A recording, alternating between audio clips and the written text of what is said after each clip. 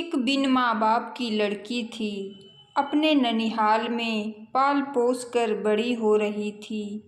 कुछ ही क्लास पढ़ा लिखा कर घर में ननिहाल वाले सारा काम करवाते थे।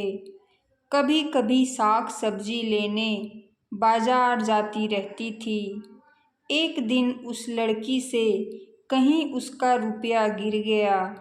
वह लड़की घबरा गई। कई सब्जी वालों से कहने लगी कि आप सब्जी उधार दे दीजिए, मैं 2-4 दिन में आपको पैसे दे दूंगी। लेकिन कोई सब्जी वाला उधार देने को तैयार नहीं था। यह बात एक लड़का सुनकर बोला कि मैडम, आपको कितने पैसों की ज़रूरत है?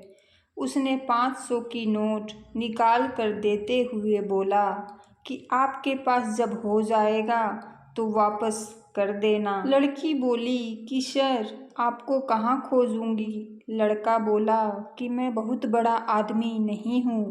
प्रतिदिन मैं इसी समय सब्जी या फल लेने बाजार आया करता हूँ। लड़की जब भी बाजार आती थी, लड़का भी संजोग से मिल जाता था। लड़की मिलकर बहुत शर्मिंदगी महसूस करती थी। लड़का भी कुछ नहीं कहता था। जब 1 हफ्ता हो गया तो लड़की पूरी बात बताई कि सर, मैं अपने ननिहाल में रहती हूँ। सब्जी में से रोज कुछ पैसे बचाती हूँ तो वही इकट्ठा करके दे दूंगी। लड़का बोला कि हमें आपसे कोई पैसे नहीं चाहिए। अगर कभी भी ज़रूरत पड़े तो हम आपकी मदद और कर देंगे। उस दिन से वह लड़की जब देखती थी तो सर नमस्ते कहती थी। वह लड़का भी नमस्ते करके चल देता था।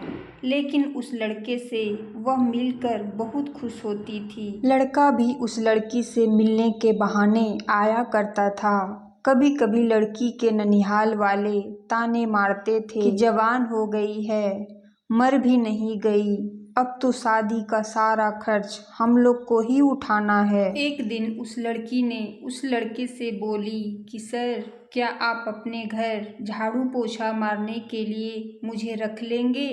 हमें अब ननिहाल में घुटन महसूस होता है। लड़का हंसते हुए बोला कि ठीक है, हमको अपने मम्मी पापा से पूछ लेने दीजिए।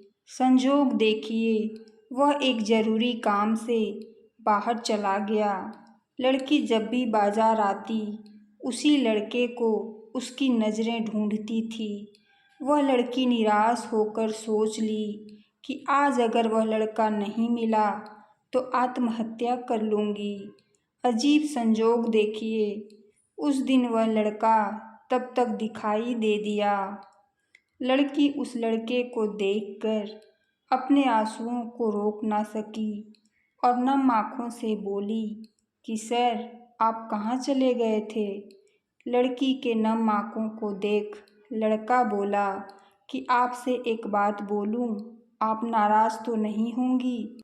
लड़की कही कि बोलिए सर। लड़का बोला कि क्या आप मुझसे शादी करेंगी? कोई दबाव नहीं है। यह सुन लड़की फफक कर रोने लगी। लड़का हाथ को बढ़ाते हुए गले लगा लिया। वह खुद अपनी आंसुओं को रोक ना सका। लड़की को ऐसा लग रहा था कि दुनिया ही मिल गई। लड़के ने कहा कि कल हम अपने मम्मी पापा को लेकर आपके ननिहाल आएंगे। हमें कुछ नहीं चाहिए, बस लोग आपको ताने ना मार सके कि आपने भागकर शादी की। घर सबको जाकर बता देना।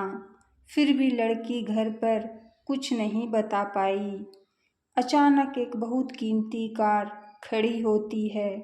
उसमें से वह लड़का व उसके मम्मी पापा निकलते हैं।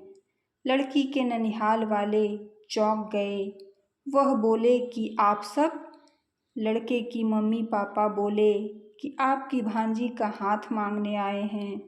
हमने मुहूर्त निकाल कर सब इंतजाम कर लिया है।